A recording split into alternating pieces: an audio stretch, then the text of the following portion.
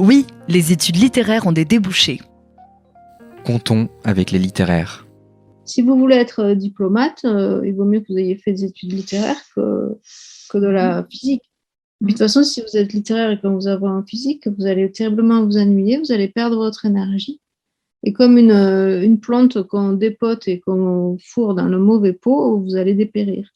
Donc, il faut aller là où on doit aller. Les études littéraires, ça permet de s'approprier d'être à l'aise avec le langage, et quand on peut exprimer clairement ce qu'on souhaite, ce qu'on pense, on peut tout faire. Le langage, ça ouvre tout. Donc, je pense que les études littéraires permettent ça, de pouvoir construire un propos et argumenter. Enfin, voilà, c'est des choses dont on a besoin dans n'importe quel métier, en fait. Et après, ça mène aussi sur des métiers, le métier d'écrivain, c'est des métiers qui apportent du rêve aussi et de la beauté dans nos vies de tous les jours, et qui en apportent à tout le monde. Et ça, je trouve que, en tant qu'être humain, c'est nécessaire. Alors, bonjour et bienvenue sur le podcast Comptons avec les littéraires. Aujourd'hui avec Anne Bourrel. Bonjour Anne. Bonjour Rachel. Et Magali Briocel. Bonjour Magali. Bonjour Rachel et bonjour Anne. Bonjour. Alors, merci à toutes les deux de venir sur ce podcast pour nous parler du métier d'écrivain. Alors, ce podcast, Comptons avec les littéraires, est là pour montrer que les études littéraires sont très formatrices et que, contrairement à ce que l'on entend parfois, les études littéraires ont des débouchés. Je précise que nous parlons des études littéraires au sens large et pas seulement de la littérature. Chaque épisode sera consacré à un métier ou à un secteur professionnel. Ce premier épisode est consacré au métier d'écrivain. Alors, je vais commencer par vous présenter. Anne Bourrel, tu as commencé, je crois, par te consacrer à l'enseignement après un master de lettres modernes. Et aujourd'hui, tu te consacres à l'écriture. Tu as écrit des nouvelles, des romans, de la poésie, du théâtre. Alors, est-ce que tu veux nous en dire un peu plus ou me corriger si besoin? Alors, en fait, je me suis toujours consacrée à l'écriture, mais il a fallu que je travaille à côté, et donc logiquement, j'ai choisi l'enseignement. Mais je ne me suis pas consacrée à l'enseignement, c'était contrainte et forcée. Donc, tu as débuté par l'enseignement des lettres, c'est ça? Non, des langues. Des langues. J'ai enseigné en Angleterre et j'ai enseigné les langues européennes, on les appelle ça.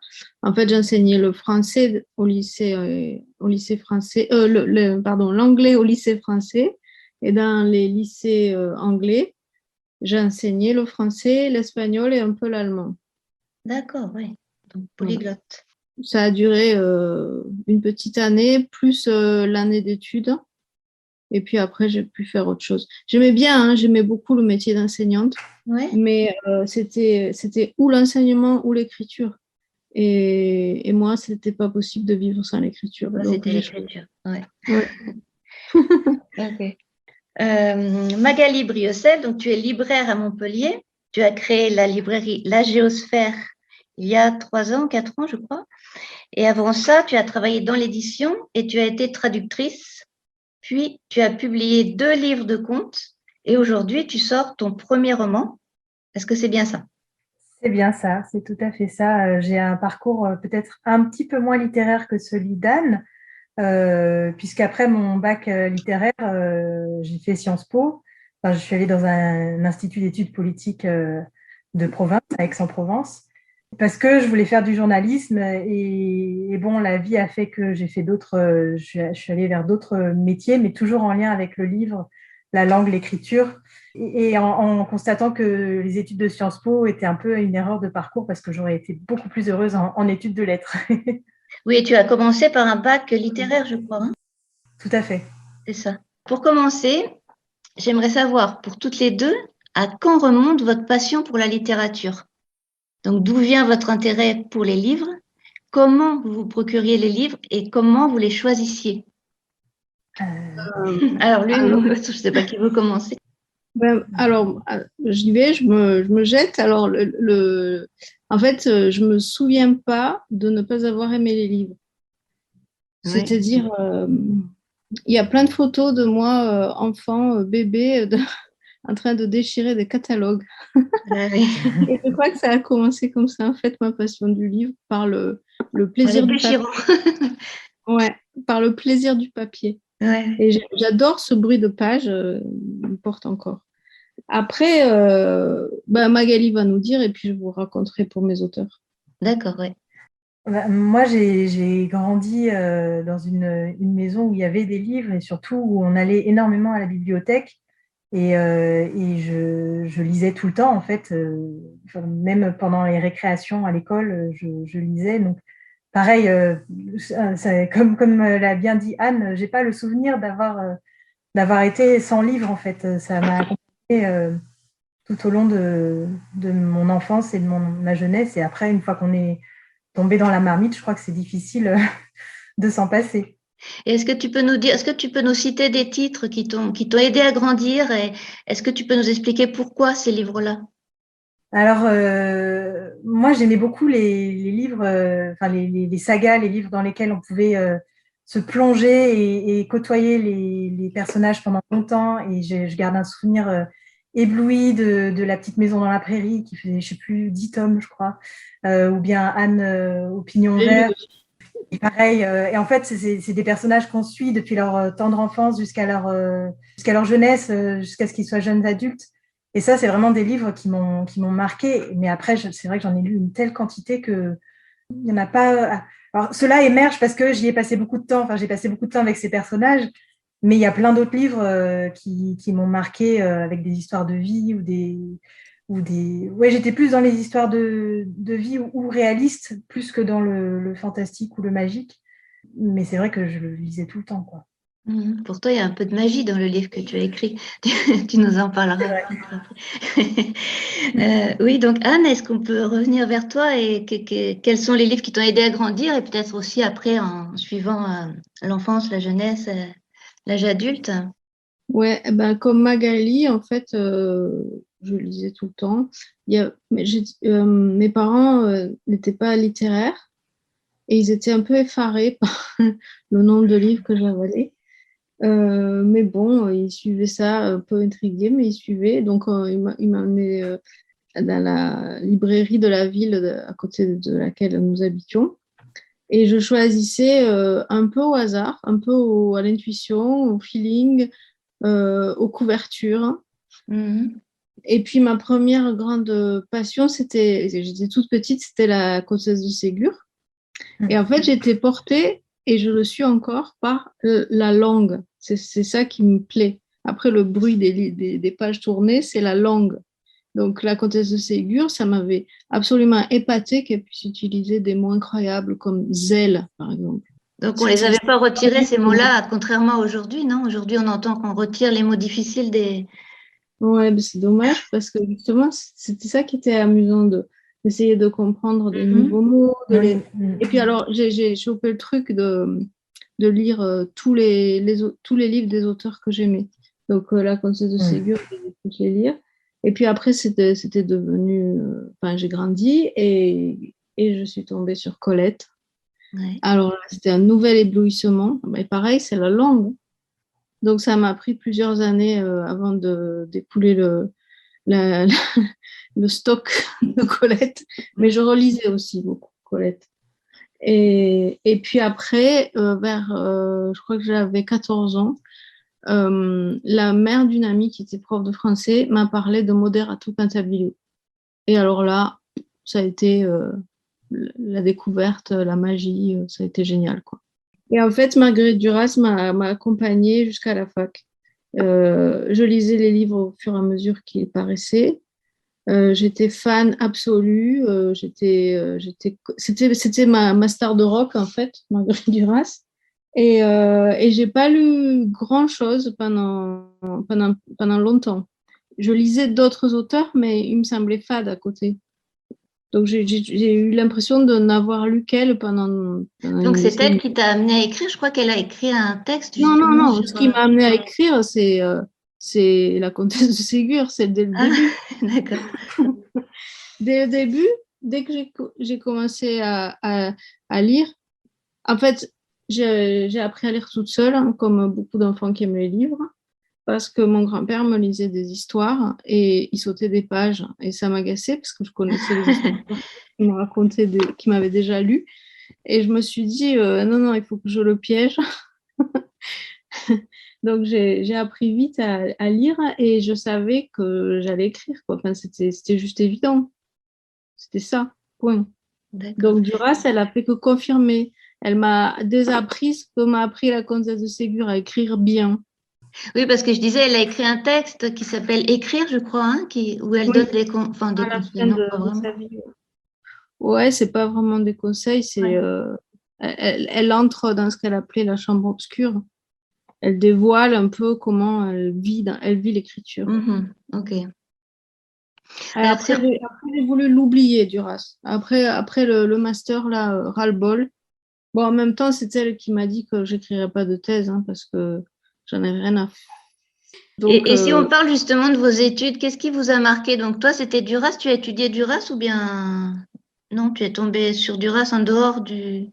C'est pas un prof qui te l'a fait découvrir ou... Enfin, je voulais vous poser la question de qu'est-ce que... tu parles à Quelles quel études livre, d'œuvre moi vous ont marqué en fait, voilà. Quelles études d'œuvre vous ont marqué, soit dans le Euh, supérieur, soit avant, dans le secondaire? Est-ce qu'il y a des cours qui vous ont marqué? Alors, bah oui, ceux sur Duras à la fac par Ah, Serge Bourgeat, d'accord. c'était lumineux, mais d'autres au lycée aussi sur Zola. Mhm. Ça fait un drôle de mix, non? La comtesse de Ségur, Colette, Zola et Duras. C'est bien. Moi, pendant mes études, c'est justement un peu ça, où je disais qu'il y avait un peu une erreur de parcours, c'est que la littérature avait très peu de place à Sciences Po.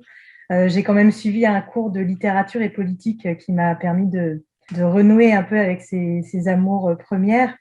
Et notamment, ça a été notamment l'occasion de redécouvrir Camus. Et moi, s'il y avait un auteur phare, ce serait Camus, quoi. Parce Ouais. que je suis complètement éblouie par sa manière a priori et apparemment simple. Enfin, il n'utilise pas un vocabulaire compliqué, sa syntaxe est très, très fluide, très simple. Et pourtant, c'est extrêmement profond et avec des sujets vraiment bouleversants. Et pour ça, c'est vrai que je suis contente de l'avoir redécouvert à cet âge-là où j'étais en phase avec cette découverte-là, quoi. Et pour rebondir sur ce que disait Anne au sujet des mots et du choix des mots et de trouver dans les livres des mots qu'on ne trouve pas dans la vraie vie, moi j'ai envie de dire que c'est aussi ça qui m'a donné envie d'écrire. C'était pour pouvoir les utiliser, ces mots, parce que je me rendais bien compte que si je les utilisais avec mes copains, mes copines, on me regardait avec des yeux ronds parce que prenait pas, ou alors on me prenait on me taxait de pédanterie, quoi. Et donc, au moins, l'écriture, c'était un refuge, un endroit où je pouvais m'amuser avec ces mots qui n'étaient pas dans la vie de tous les jours, mais qui existaient quand même et qui avaient leur raison d'être. Ah ouais, c'est très vrai ce que tu dis. Moi, je me souviens aussi de ne pas oser prononcer les mots que je connaissais pas. Et puis, ils avaient une charge émotionnelle aussi qui était en dehors de ce que tu appelles la vraie vie, quoi. Ils étaient trop forts pour être dits. Donc, ils étaient là dans les livres, bien protégés. On pouvait les lire sans risquer de fondre en larmes ou d'être taxé de pédanterie. Ouais. Alors, on va rentrer maintenant dans le vif du sujet. On va parler donc écriture, même si on a bien commencé à en parler. Magali, est-ce que tu peux nous parler de la genèse de ton roman, donc qui s'intitule Lisez-moi? Est-ce que tu peux nous dire déjà de quoi il s'agit et puis donc nous raconter un petit peu l'histoire de ce roman, de l'idée et jusqu'à la publication et même peut-être jusqu'à la promo, parce que peut-être tu as commencé, tu es un petit peu Ouais. dans cette phase maintenant. Voilà. Alors en fait, Lisez-moi, il vient d'être publié donc en novembre 2021. Mais en fait, je l'ai écrit il y a bien plus longtemps que ça. Parce que donc en 2009-2010, j'ai fait un voyage autour du monde avec mon compagnon, sac à dos sur plusieurs continents. Et pendant ce voyage, j'ai mené un travail de reportage autour des métiers du livre. Donc, je suis allée à la rencontre d'éditeurs, de libraires, de bibliothécaires, d'auteurs, d'imprimeurs voilà, qui œuvraient dans le milieu du livre. J'ai tenu un blog et j'ai donc écrit, j'ai relaté toutes ces rencontres. Et à l'issue du voyage, j'avais ce matériau assez foisonnant. Enfin, j'ai rencontré plus de 60 personnes qui m'ont parlé chacune de leur métier, de leur passion, de leurs auteurs phares. Enfin, c'était très, très riche. Donc, j'avais envie d'en faire quelque chose. Et j'avais pas non plus envie d'en faire quelque chose d'aride, enfin de technique, juste dédié aux professionnels du livre. J'avais aussi envie de transmettre cette passion que j'ai autour du livre. Et donc, c'est comme ça que j'ai eu l'idée d'écrire un roman, en me disant que la forme serait plus accessible et plus ludique aussi. Et du coup, mon point de départ, l'idée de départ, ça a été d'imaginer un carnet blanc qui passerait de main en main pour justement rencontrer ces différentes personnes, découvrir ces différents métiers du livre et petit à petit devenir peut-être autre chose qu'un carnet. Donc ça a été le point de départ et je l'ai écrit en 2012, ce livre. Donc fin 2012, il était bouclé. Enfin, il y avait plein de choses à revoir, mais enfin, en tout cas, la trame complète, je l'avais et je l'ai envoyé à des éditeurs. Et ça, peut-être, c'est un sujet qu'on va aborder aussi avec Anne, mais c'est la phase très ingrate du travail d'écriture et d'écrivain, c'est d'aller toquer aux portes et proposer son manuscrit et de recevoir des refus ou bien souvent de ne pas recevoir de réponse. J'ai mis pas mal d'énergie et ça n'a pas marché à ce moment-là. Donc, j'ai remisé le manuscrit dans un tiroir. Et là, il se trouve que par contact interposé, j'ai fini par trouver un petit éditeur qui s'appelle Sénante, qui est en région parisienne et qui qui est en train de constituer son catalogue depuis 2 ans. Et donc, j'ai eu la chance qu'il trouve l'idée intéressante, qu'il me donne des positions pour retravailler mon texte, qui maintenant est beaucoup plus court, donc peut-être plus percutant aussi. Et du coup, maintenant, le livre existe en format. Donc, ça veut dire, si on reprend l'idée originelle, oui, ça veut dire que tu es passé par les pays par lesquels passe ton carnet. Oui. D'accord. Oui. Donc là, voilà. Donc, et après, je suppose que tu as fait une recherche sur les lieux dont tu parles là, parce que tu décris en fait pour expliquer un petit peu. Je ne sais pas si tu veux expliquer un petit peu quel lieu symbolique peut-être ou par exemple. C'est des lieux que j'ai parcourus, enfin que je suis allée voir moi-même. En fait, c'est vraiment la suite directe de mes reportages sur place. Donc, il y a par exemple le Campo Ferial de Lima, qui est une sorte de grand bazar, enfin grande bouquinerie à ciel ouvert où on vend des livres neufs, des livres d'occasion. Oui, j'y suis allée, oui. Ouais. Voilà, où je parle aussi de la Bibalex, qui est la nouvelle bibliothèque d'Alexandrie en Égypte. Là aussi, j'ai la chance de pouvoir y aller. C'est un très beau, enfin, ne serait-ce que d'un point de vue architectural, c'est un très beau lieu. Donc, dans tous les lieux dont je parle dans le livre, j'y suis allée. Est-ce que tu peux nous dire un petit mot sur les cartoneros? C'est quoi? Les cartoneros, c'est des artisans, on pourrait dire artistes-artisans, qui ont émergé dans les années 90 en Argentine, au moment où il y avait une grave crise économique et où faire des livres était trop coûteux. Et donc, les gens qui avaient envie de faire des livres, et notamment les poètes qui avaient du mal à se faire publier, ont commencé à faire des livres de manière artisanale en récupérant des cartons et en faisant des dessins et en cousant eux-mêmes leurs couvertures. Donc, c'était vraiment du travail artisanal avec des livres, chaque exemplaire était unique. Et ça s'est pérennisé et ça s'est diffusé au-delà des frontières argentines. Et donc, j'ai rencontré un groupe de cartoneros au Mexique qui continue ça, c'est pas une tradition, mais ce courant d'écriture et de création. Et j'ai trouvé ça très inspirant, quoi. Et puis, je pense que ça a réveillé des choses de la petite fille en moi, parce que quand j'étais petite, je faisais ça, en fait. Je prenais des cartons, c'est ça. Je faisais mes propres livres. D'accord. Alors, je voulais demander à Anne, parce que là, en fait, on a parlé des lieux. Maintenant, je voulais qu'on parle un petit peu des personnages. Je suis désolée, je suis obligée d'aller vite parce que je vois l'heure qui tourne. C'est dommage. Alors, est-ce que je peux te poser une question un peu bateau? Je voulais savoir comment tu crées tes personnages, Anne, s'il te plaît. Et est-ce que, par exemple, tes proches ont peur de se retrouver dans tes romans? Oui.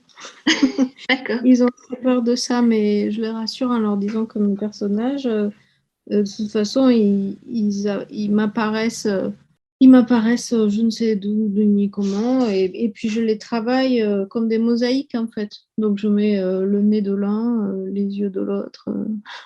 Je fais du Picasso D'accord. littéraire. Donc voilà, il y a pas de problème. Mais mes personnages donc surgissent comme ça à mon imaginaire, mais je les retrouve d'un livre sur l'autre. Pas toujours, mais c'est arrivé et ça vient de m'arriver encore. Ah oui. Ouais. Par exemple, j'ai un roman qui s'appelle Grand Madams.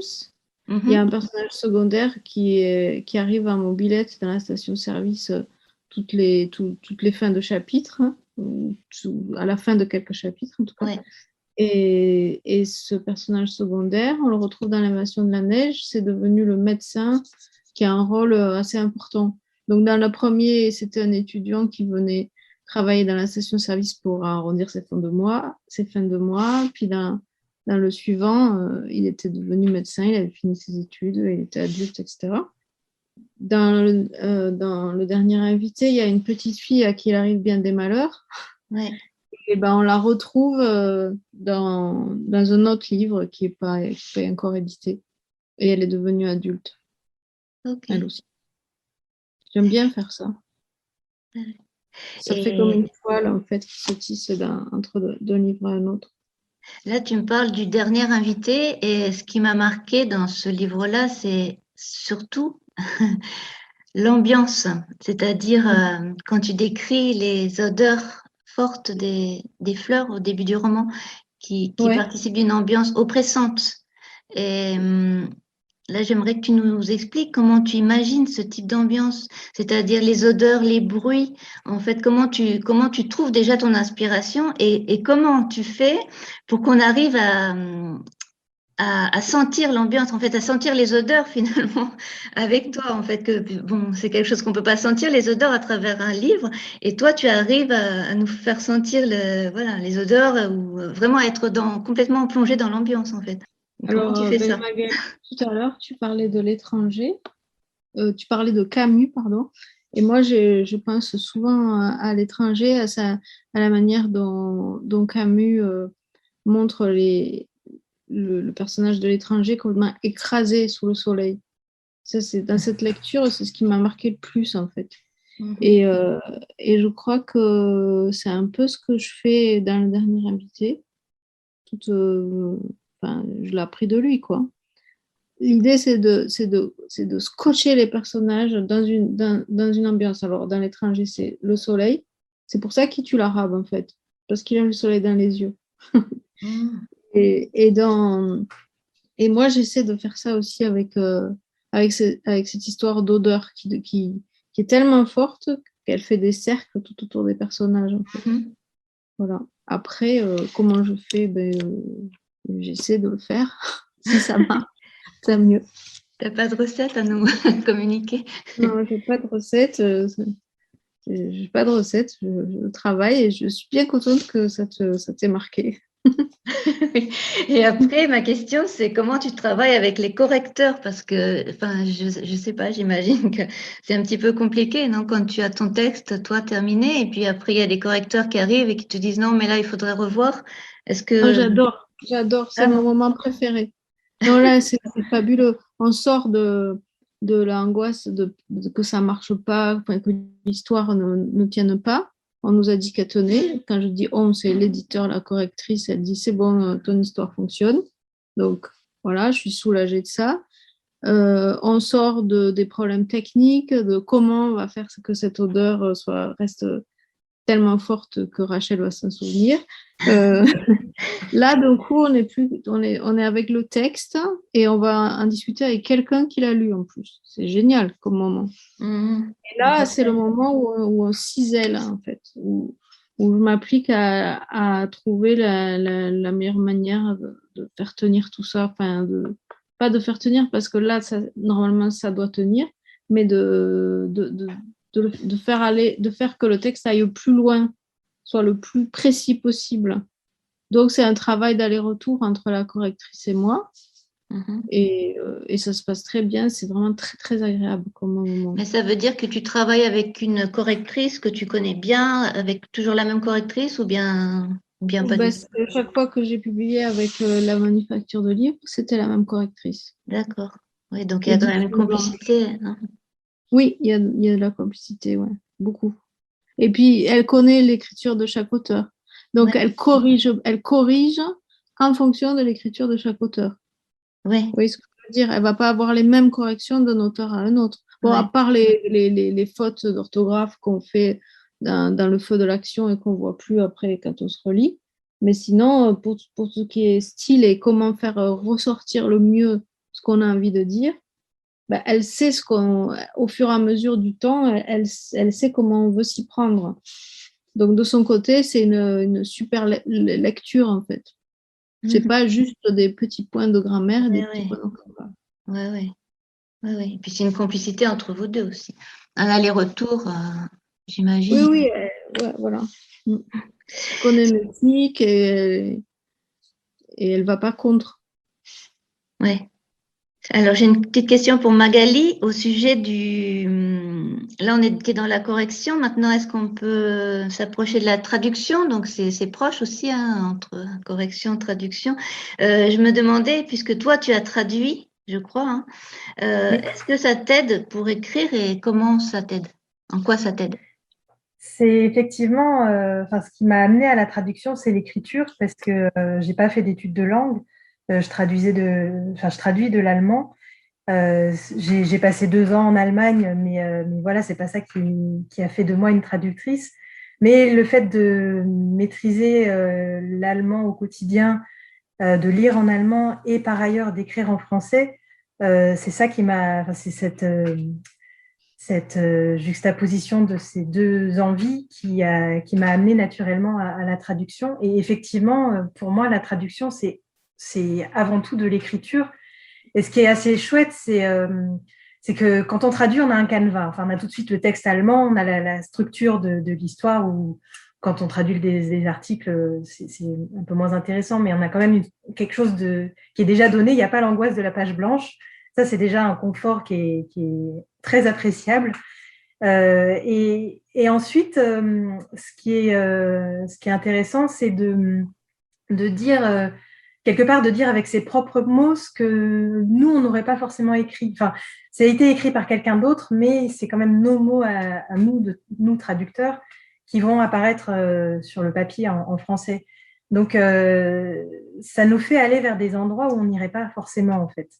Là, je pense par exemple à un texte que je suis en train d'essayer de traduire, c'est un roman qui est raconté par une adolescente en révolte qui a une langue assez crue, assez virulente. Et ça me pousse parfois un peu dans mes retranchements parce que c'est pas le genre d'écriture que j'aurais eu spontanément, mais je trouve ça très intéressant de jouer avec, en fait. Et c'est presque une manière d'atelier d'écriture solitaire, quoi. On a déjà de la matière première et puis il faut en faire quelque chose d'autre.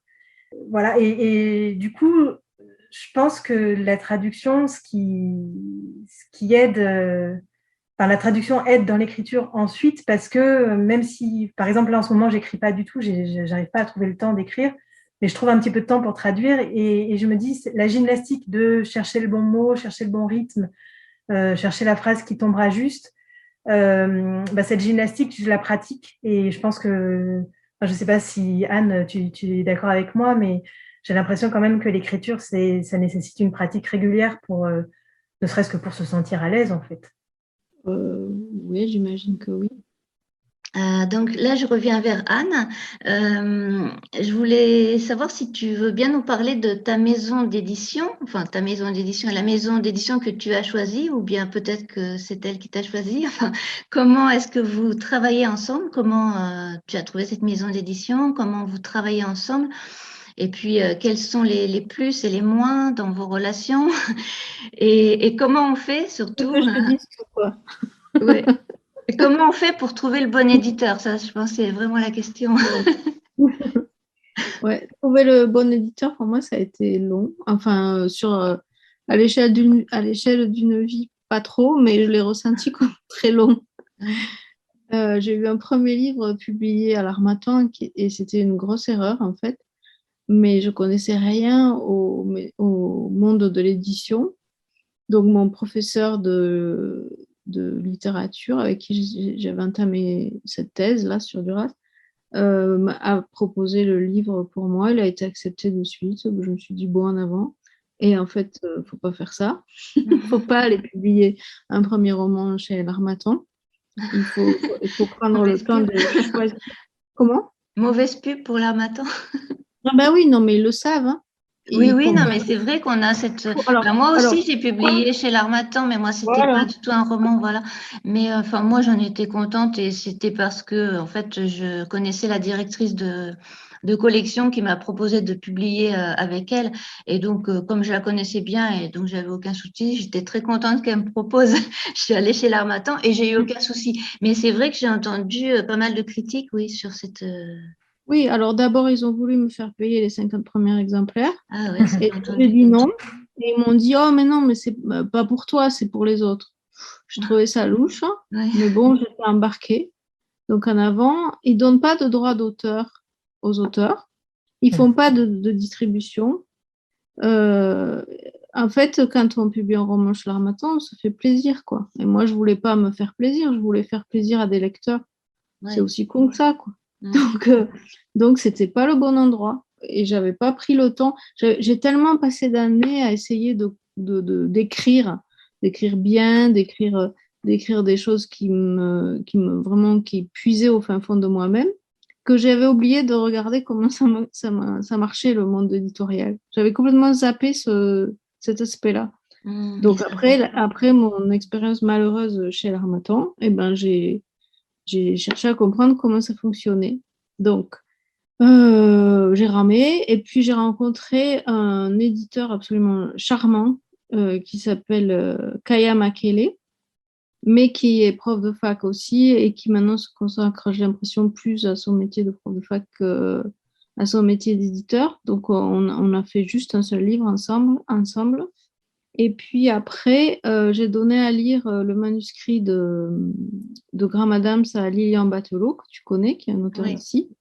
Et c'est lui qui m'a dit, envoie à Pierre Fourniot de la Manufacture des Livres, ça va lui plaire. Et comme dans un conte de fées, Pierre Fourniot m'a appelé une semaine après que je l'ai envoyé Non, même pas. J'ai envoyé genre le vendredi et le lundi ou mardi m'appelait. Donc moins d'une semaine. Très convaincue, oui. Ouais. Et la première chose qu'il m'a demandé, c'est est-ce que vous êtes du métier? Et mon roman, il parle d'une prostituée. Et donc j'étais mes pieds de rire parce que non, j'ai jamais été prostituée, j'ai juste été prof d'anglais, mais ça voulait dire que ça avait marché. Ça avait marché. Ah oui. Non, voilà. mais je me souviens de cette scène, la première scène, oui. Voilà. Oui. Donc à partir de là, comme il avait eu honte de ce qu'il m'avait dit, de ce qu'il m'avait demandé, nous avons toujours un lien d'amitié. Non, mais c'est vrai, avec Pierre Fourniot, on peut être qu'amis, quoi. C'est un type chouette. Donc c'est ce qui me plaît dans cette maison d'édition aussi. Après, il y a tout l'aspect professionnel. Là, c'est une vraie maison d'édition. Voilà. Quand on publie un livre chez eux, il sera lu, il sera relu, il y aura des correctrices, des correcteurs, il y aura des distributeurs, il y aura des représentants qui vont aller dans les librairies, n'est-ce pas Magali, pour les vendre. Voilà, c'est un professionnel, quoi. Donc, je veux publier le plus de livres possible chez lui, mais il n'est pas toujours convaincu. Et parfois, il refuse des manuscrits, même à ses auteurs, même aux auteurs qu'il a publiés dans ses débuts et qui continuent à suivre. Donc, ça fait mal aux dents quand il lui refuse un manuscrit. Ça fait très mal aux dents. Mais le prochain, du coup, là, il m'en a refusé un parce que bon, j'ai voulu faire la maline. J'ai commencé à écrire un roman. Il a aimé le début, il allait publier. Et puis pendant le confinement, en fait, en plein milieu, j'ai dit que je ne l'écrirais pas. Je veux dire, dans le roman, j'ai dit que je ne l'écrirais pas. Et c'est les personnages qui ont fini le livre à ma place. Et en fait, il ne veut pas le publier parce qu'il dit que le livre n'était pas fait pour ça. Et donc, que je ne le convainc pas, quoi. Donc, il doit avoir raison. Il doit avoir raison et il faudra que je retravaille mon livre. Mais enfin, comme ça m'a bien énervé ce refus, je suis en train d'en finir un autre, complètement différent. Ouais, Et j'espère que celui-là le convaincra. d'accord. Donc, c'est le confinement qui t'a... Ah ben, le confinement, ça m'a donné une crise de foi de fiction. Ah oui. Du coup, j'avais pas l'impression qu'écrire de la fiction, c'est ce qu'il fallait faire. Donc, ça veut dire que tu as écrit autre chose que de la fiction? J'ai fait un espèce de mix entre ce qui était en train de se passer, mais sans dire les mots virus, corona et tout ça. Mhm. Entre ce qui était en train de m'arriver, coincé dans ma maison, ça, et le refus d'avancer, quoi. Je ne veux plus écrire de la fiction. Et mes personnages, ils n'étaient pas contents parce que ils voulaient vivre, quoi. Donc, je les ai laissés dans une espèce de no man's land pendant un moment. Et puis, ils ont tout pété. Et ils sont entrés par réfraction dans le roman. Et ils ont continué tout seuls. Mais il y a par exemple des scènes où je dis, ah non, ça, j'en ai marre de raconter des trucs horribles. Ça, débrouillez-vous, lecteur, vous avez assez d'imagination pour vous faire la scène tout seul. Pourquoi pas? Et Pierre Pognon, il m'a dit, non, non, on ne fait pas ça. Il faut laisser le temps au temps, peut-être. Finalement, c'est même plus qu'un... C'est carrément un bouleversement. Oui, oui, oui. Et c'était vraiment un bouleversement, ce roman. Donc, je le laisse comme ça, hein. On verra bien ce que ça donnera. Je le propose à droite, à gauche. Il n'y a personne qui a l'air de trouver ça génial, hein. Pour l'instant. Mais c'est pas grave. Je suis allée je suis allée au bout de ce que j'avais à faire à ce moment-là, quoi. Donc, Ouais. peut-être un jour, quelqu'un le publiera, hein, ou pas, ou peut-être que je le reprendrai et je le finirai tel que j'avais l'intention de le finir au départ. Je sais pas. D'accord. Alors là, on est en train de dérouler finalement la chaîne du livre, hein. On a parlé de l'écriture, de la correction, traduction, de l'éditeur. J'ai envie du coup de demander à Magali, est-ce que tu peux nous décrire un petit peu les étapes d'un livre, puisque toi, tu l'as vécu en fait à plusieurs niveaux. Et comme je sais qu'il y a beaucoup de jeunes qui sont attirés par ce métier d'écrivain, est-ce que tu peux nous raconter quelles sont les étapes une fois que le livre est écrit? Comment ça se passe? Eh bien, on a un petit peu évoqué le parcours combattant qu'est la recherche de l'éditeur. C'est chouette d'entendre des belles histoires, comme dit Anne, contes de fées, de trouver le bon éditeur au bon moment et ensuite d'avoir un suivi et de confiance. Je trouve ça super, quoi, de se dire que ça existe vraiment. Oui. Et après, une fois que ça est mis en place, que le texte que tout le monde est d'accord sur le texte et que le livre va sortir chez l'imprimeur, même avant qu'il soit chez l'imprimeur, en fait, il y a l'équipe quand c'est un éditeur qui a une diffusion, donc qui a une équipe commerciale qui va faire la promotion du catalogue de la maison d'édition. Cette équipe commerciale, elle est constituée de représentants qui vont dans les librairies et qui présentent en amont les livres à paraître. Donc, pour moi, en tant que libraire, c'est des maillons essentiels de la chaîne du livre, ces représentants, parce que sans eux, je serais perdue dans la quantité de livres qui sont publiés chaque mois. Heureusement qu'il y a les représentants qui attirent notre attention sur tel ou tel titre qui leur paraissent importants ou qu'ils ont aimé, tout simplement. Il y a les enjeux commerciaux, mais il y a aussi les enjeux de cœur, j'ai envie de dire. Et nous, en tant que libraires, en amont, sans avoir lu les livres, juste en fonction de ce que nous disent les représentants, on dit, bah oui, celui-là, j'en veux 10 et celui-là, j'en veux pas. Donc, c'est un peu aléatoire. Des fois, on se trompe. Ouais, c'est pas évident. On passe à côté, des fois, de livres en fait, qui nous auraient plu ou qui nous plaisent a posteriori. On se retrouve avec une pile de 10 d'un livre, ne serait-ce que pas parce que la couverture est ratée, on n'arrive pas à en vendre un seul parce que voilà, c'est tombé à côté. Donc, c'est un peu aléatoire. Mais bon, à force, on finit par aussi savoir quels auteurs, quels éditeurs, en tout cas, enfin, marchent, je mets des gros guillemets, c'est propre à chaque libraire et à chaque librairie. Mais en tout cas, on finit par avoir ces repères aussi dans cette foisonnance de publications. Et souvent, avant de recevoir le livre le jour de sa parution en librairie, quand on est intrigué par un titre, les éditeurs nous envoient les livres pour lecture. Donc, c'est un peu à contretemps parce qu'il faudrait les lire avant de les commander. Mais bon, on les commande, ensuite, ils nous envoient des services de presse qu'on lit. Et une fois qu'on les reçoit en librairie, on est capable d'en parler parce qu'on les a lus.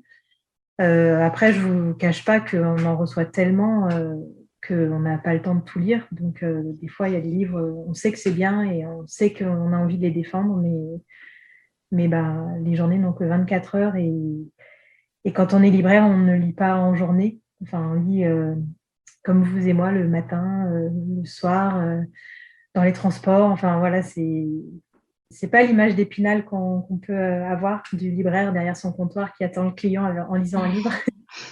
Ça a peut-être existé un jour, mais c'est plus le cas maintenant. Et voilà. Et donc après, nous, les libraires, on est les derniers, enfin les avant-derniers maillons de la chaîne, puisque j'estime que le dernier maillon, c'est le lecteur. Mais c'est nous qui faisons le lien entre le livre et le lecteur. Oui, parce que le conseil du libraire est vraiment important. Enfin, après, il y a les lecteurs qui savent ce qu'ils veulent, mais j'imagine quand même que le libraire a son rôle à jouer. Oui. Alors après, il y a différentes sortes de lecteurs aussi. Il y a des lecteurs qui préfèrent aller lire les critiques dans les journaux ou sur Internet ou à la radio, enfin, et qui se fient à ça pour acheter. Oui. Qui se fient simplement à la couverture, à la 4e de couverture et qui peuvent très bien acheter un livre sans avoir été conseillés. Mais après, moi, dans ma petite librairie, on a un contact beaucoup plus direct avec les lecteurs. Et c'est vrai que c'est la partie plaisante aussi du métier, c'est qu'on discute beaucoup avec nos clients et pour essayer de trouver les livres qui vont leur correspondre. Et puis, il y a certains clients qui, à force de revenir, nous sont vraiment familiers. Et quand on reçoit certains livres, on se dit « Ah, mais ça, c'est pour monsieur Untel ou ça, c'est pour madame Untel. » C'est chouette. Là, c'est vraiment le côté… quand on commence à vraiment connaître bien certaines personnes, on peut d'autant mieux les conseiller. D'accord.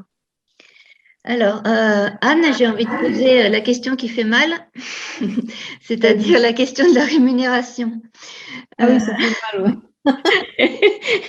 Donc, je voulais savoir comment ça marche, la rémunération d'un auteur. Alors, il y a les droits d'auteur d'une part, il y a aussi les bourses d'écriture. Donc, ça, c'est quelque chose qui est un peu moins connu de l'extérieur.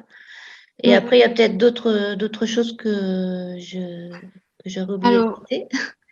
Pour ce qui concerne les éditeurs professionnels, je souligne, les éditeurs professionnels proposent des avances sur les droits. Oui. Donc, ça commence à 700 et ça monte dans les tours pour les écrivains les plus médiatisés. Donc, quand vous donnez votre livre à l'éditeur, eh ben, il vous donne de l'argent en contrepartie.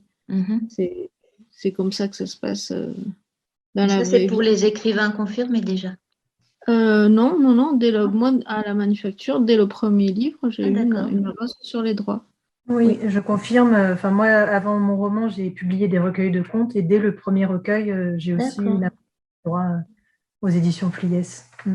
Et ceux qui ne le font pas ne sont pas des éditeurs vraiment professionnels. D'accord. Ensuite, il y a les droits d'auteur. Donc, ça va de 7 à 12, 15% pour Amélie Nothomb, mais c'est une des seules, apparemment, d'après ce qu'on m'a dit. Donc, la moyenne, c'est 10%, on va dire, pour faire clair. 10% d'un livre. Donc, quand un livre est vendu 16 €, vous avez 1,60 €. Voilà. Ouais. Je me souviens, j'ai fait un atelier d'écriture en prison. Et les prisonniers, quand ils venaient à assister à un atelier d'écriture ou d'autres choses, ils avaient 2,50 € pour chaque atelier. Donc, un des prisonniers m'a dit « Ah, c'est marrant, j'ai touché plus que vous si vous vendez un livre. » Ils étaient payés pour assister à l'atelier ? Ouais, pour les motiver, c'était une façon de… Ok. Parce que j'interviens aussi en centre pénitentiaire, mais là, c'est vraiment sur la base du volontariat. Non, pas moi. Hein. J'étais pas payée. Enfin, si, j'étais payée moi, mais par un autre organisme. Mais le prisonnier était payé Oui, 2,50 €. mais c'est Voilà. ça qui me surprend. Parce Ouais, que ouais. dans mon cas présent, ils ne sont pas payés pour. C'est juste s'ils sont motivés, quoi. Ça peut les aider à avoir des aménagements de peine, des choses comme ça, mais ils Aussi, ouais. ne doivent pas d'argent, quoi. Voilà. Et donc après, pour les auteurs, donc on a dit les avances sur les droits, les bourses. Donc les bourses, elles sont données surtout par les centres régionaux des lettres et par le Centre national des lettres. Mhm. Voilà, donc il faut faire, pour chaque roman, il faut faire un dossier. Ça prend du temps, mais c'est intéressant aussi parce que bah, moi, chaque fois que j'en fais, je me rends compte que ça me fait réfléchir sur mon roman, donc c'est pas mal. Et puis, les bourses sont très intéressantes financièrement, donc c'est bien. Mhm. Ensuite, il y a les résidences d'écriture, Ah où oui. on peut, là aussi, il faut faire des dossiers, et on est reçu dans un endroit dédié aux écrivains. Donc, il y en a où on ne reçoit pas d'argent, il y en a d'autres où on est payé à la semaine, on peut rester entre une semaine et 3 mois. Enfin, alors là, il y a toutes sortes de choses. Et puis après, il y a les ateliers d'écriture. Ouais. Donc, j'en ai animé plusieurs à l'année. Enfin, plusieurs années de fil, j'en ai fait à l'année, toutes les semaines. Maintenant, j'en fais plus par stage. Donc, ça va rejoindre, sans doute, tu vas me poser la question, ce que je fais pour motiver les troupes à faire des études littéraires. Ça en fait partie, on en parlera peut-être plus tard. Ah oui, d'accord. Voilà, en gros, c'est ça la vie des écrivains. D'accord. Ouais. Alors oui, donc du coup, je vais arriver à la fin, sans être encore tout à fait à la fin, parce que j'ai encore deux, trois questions essentielles à vous poser. Alors, je voulais savoir justement donc, en quoi les études littéraires vous ont aidé ou pas dans l'exercice de ce métier d'écrivain. Tu poses la question à Magali À ou à toutes moi? les deux, comme vous voulez. Si Magali veut commencer. Bah, à vrai dire, enfin, mes études littéraires, si on est stricto sensu, elles se sont arrêtées au bac parce qu'après, c'était plus littéraire, mes études. Le bac littéraire, oui. Et voilà, bac littéraire. Après, j'ai un niveau master, mais en sciences politiques. Donc, et puis, je me considère pas. Enfin, j'écris et je publie, mais je consacre pas mon quotidien à l'écriture et au métier d'écrivaine. Donc, je, Donc c'est difficile à dire, d'accord. à répondre à cette question parce que je me sens moins dans la peau d'une écrivaine que peut l'être Anne qui y consacre tout son temps. D'accord. Donc la question, elle est pour toi, Anne, si tu veux bien. Ouais, donc c'était quoi précisément? J'ai oublié. Donc c'est en quoi les études littéraires t'ont-elles Ah oui. aidé ou pas dans l'exercice de ton métier? Ça peut être à plusieurs niveaux ou... Alors, ben, mes études littéraires, déjà, quand j'étais en... C'est en seconde qu'on choisit son orientation, ouais. On m'a proposé d'aller en section B, c'était économie, Mhm. ou, Ouais, c'est ou ES littéraire. aujourd'hui, enfin quoi que ça n'existe ES, plus. ES, c'est Ouais. ES, c'est ES, voilà, aujourd'hui c'est ES, donc économie. Et donc là, ma famille ravie, super, tu vas faire des études d'économie. Mon père me voyait déjà faire HEC et tout ça. Et moi, je leur ai demandé s'ils n'étaient pas tombés sur la tête. Voilà. Et mon projet, c'était d'être écrivain. Enfin, je le disais pas, hein, c'était mon secret, mais ou Mhm. pas trop fort. Mais il était hors de question que je fasse pas des études littéraires. C'était sûr. Donc, déjà à l'époque, ça remonte à pas mal de temps, déjà à l'époque, il fallait batailler pour pouvoir faire des études littéraires. Mhm. Ensuite, j'ai fait Hippocagne à Paris. Mhm. Et là, ça a été la grosse claque parce que, en fait, je m'étais inscrite à un Hippocagne en lisant un magazine pour les étudiants, là, pour savoir ce qu'on. L'étudiant ou bien, oui, qu'est-ce qu'il y a Ouais, dans voilà, ouais. c'était exactement, c'était l'étudiant. Ouais. Mhm. Et je savais pas que ça existait, une chose pareille. Et donc, je savais pas que ça existait 6 mois avant de m'y inscrire. Ce qui Mhm. fait que quand je suis arrivée en classe, Mais t'es pas la seule, hein, je crois. Ouais. Ben voilà, mais Avoir- là, j'étais la seule à pas avoir su que ça existait avant. C'est-à-dire, je me suis D'accord. retrouvée avec 26 ou 28 camarades qui se préparaient à faire Hippocane depuis leur tendre enfance. D'accord. Alors que moi, j'étais en train de déchirer les pages des magazines, eux, ils étaient déjà en train de lire. En train de préparer l'entrée en prépa. Donc, il y avait un léger décalage et j'ai toujours regretté, en fait, enfin, je me suis sentie un peu trahie par l'éducation nationale qui ne m'avait pas Ouais. prévenue. Mais Mm. peut-être que je n'avais pas bien entendu aussi. Mais à l'époque, je m'étais sentie trahie par tout ça, quoi. Parce que c'était exactement ce dont j'avais besoin, sauf que je n'avais pas le niveau parce que, par exemple, je me souviens une semaine, on a dû lire l'éducation sentimentale, la jalousie et 3 bouquins d'histoire. Ben, c'était pas possible, je pouvais pas tout lire. Mais mes camarades, eux, ils avaient déjà lu l'éducation sentimentale et le livre de Robe Grillet. Mm. C'était déjà acté, quoi. Ils connaissaient ça, c'était leur base littéraire. Ouais.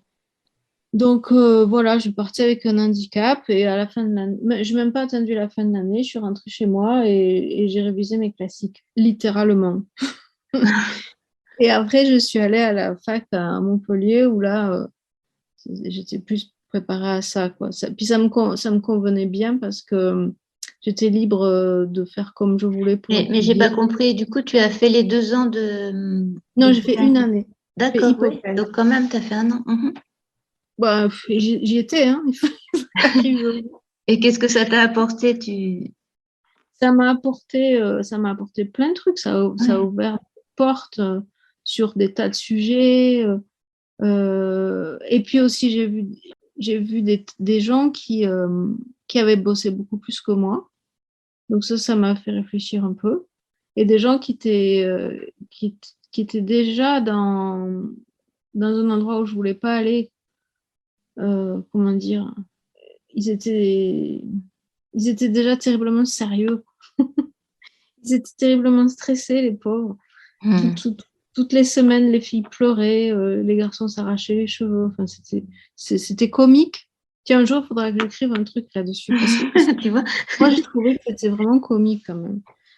Mais je crois que c'est comique et c'est triste. C'est très français. Il faut toujours être le meilleur. Faut toujours comme si il fallait aller chercher le Graal à tout prix. Mais laissez vos enfants faire ce qu'ils ont à faire tranquillement, qu'ils prennent leur temps. Hmm. Et voilà.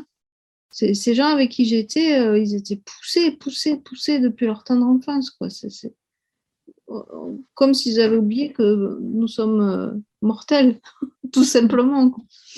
Oui, on t'en demande beaucoup, beaucoup sur ces 2 années-là, en fait. C'est énorme. Donc, tu peux pas Surtout avoir après. tout lu. Même eux, je pense qu'ils n'avaient pas tout lu.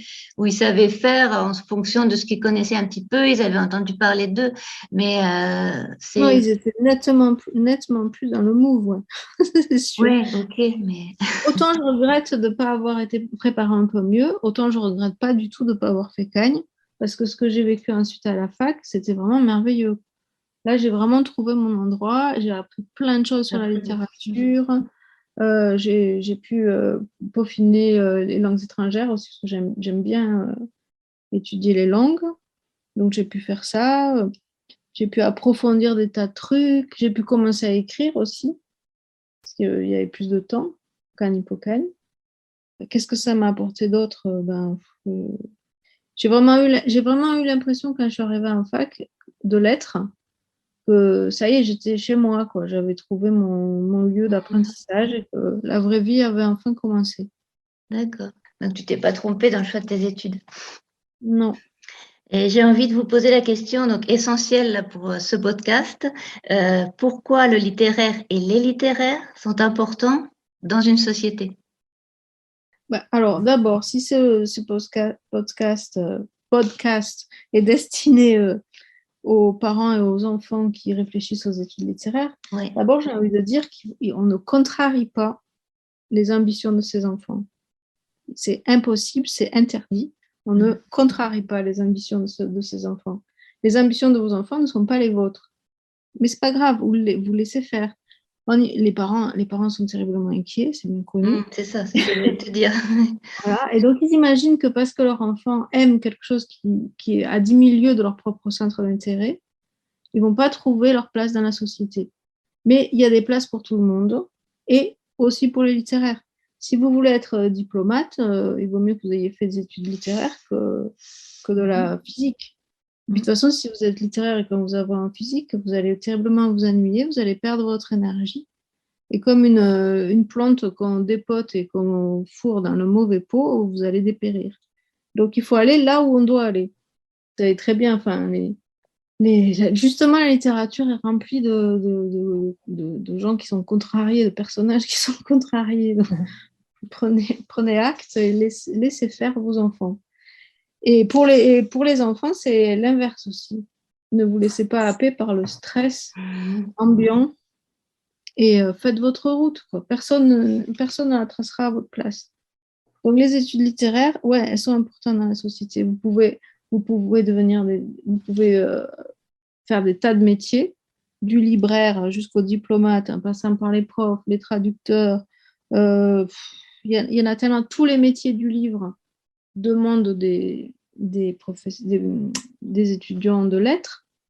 Tout ce qui est communication, presse, enfin, il y a des tas de choses à faire dans les métiers littéraires.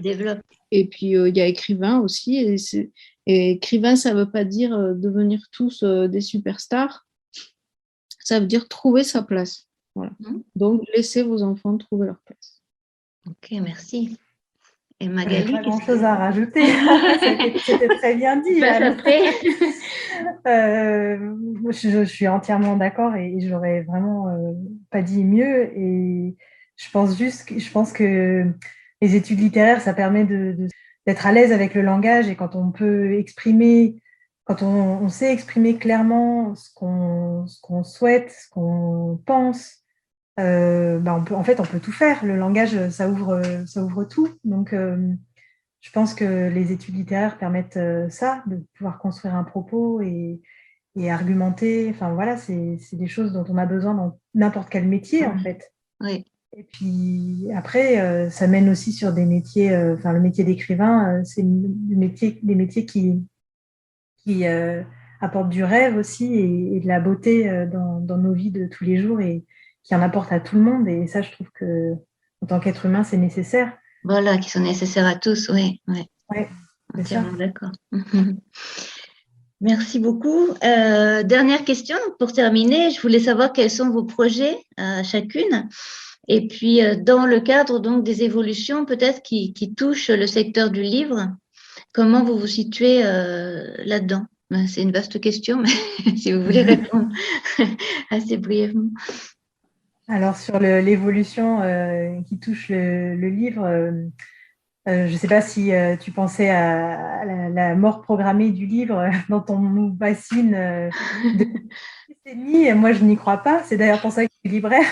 C'est que je pense que cet amour du papier dont parlait Anne au début de cet entretien, je pense qu'on est nombreux à le partager, et le livre dématérialisé, il existe, mais il est loin de supplanter le livre papier.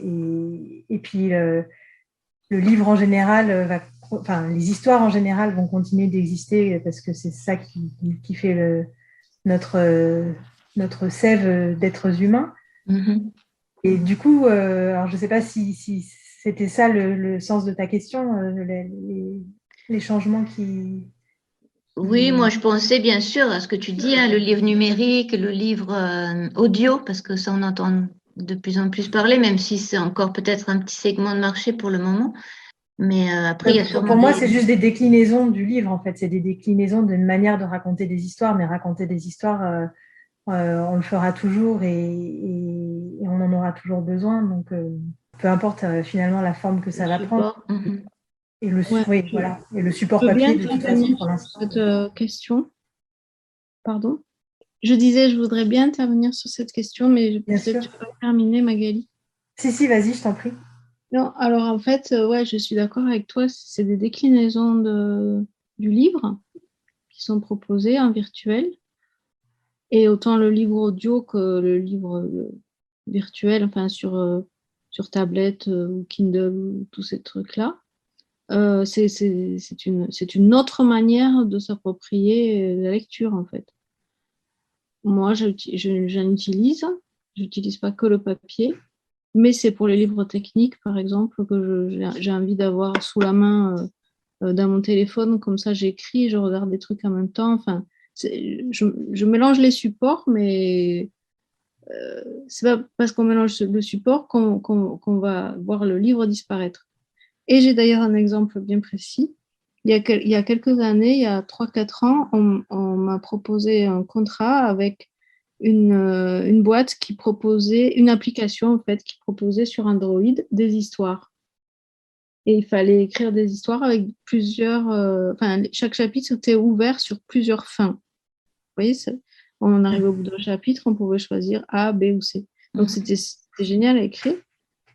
Et en fait, ça n'a pas marché, alors qu'on aurait pu croire que c'était l'avenir, c'était la pointe de la modernité. Pardon, je te coupe. C'est inspiré un peu du jeu vidéo, ce genre de choses? Ouais, c'est dans les livres dont on est le héros. Utilisés par les vidéos, par les jeux vidéo ou les livres dont on est le héros, mais c'est pas tout à fait le même principe, parce qu'en fait, c'est l'écrivain qui maîtrise toute son histoire, de A jusqu'à Z. Vous voyez? Donc voilà, c'est un exemple pour dire que je continue à publier des livres papier alors que l'application s'est cassée la gueule et n'existe plus, alors qu'ils avaient fait appel à plein d'auteurs. C'était un gigantesque projet. Donc peut-être qu'on n'est pas prêt. Mario Mazzoric, elle disait une fois qu'il fallait 4 ou 5 générations avant que le papier devienne secondaire par rapport au support virtuel. D'accord. Donc, c'est pas pour tout de suite. On ne verra pas de notre vivant. Est-ce que vous avez un site, puisqu'on est dans le numérique, est-ce que vous avez un site internet ou une page Facebook ou un endroit où on peut en savoir plus sur ce que vous faites l'une et l'autre? Oui, Facebook, le site de la manufacture de livres et un blog sur lequel je n'ai pas écrit depuis un moment, mais enfin bon, qui s'appelle Écrivain Pop. Ok. Moi, j'ai un site internet que j'ai pas mis à jour depuis que je suis libraire, en fait, mais que je vais mettre à jour bientôt là pour annoncer la parution de mon roman. Quand on tape mon nom sur internet, on le trouve. D'accord, le site. Ok, très bien. C'est un WordPress. Ok, merci beaucoup à vous deux. On aurait pu continuer encore longtemps, mais bon, on va s'arrêter là et on va aller lire vos livres. Voilà. Merci beaucoup, à bientôt.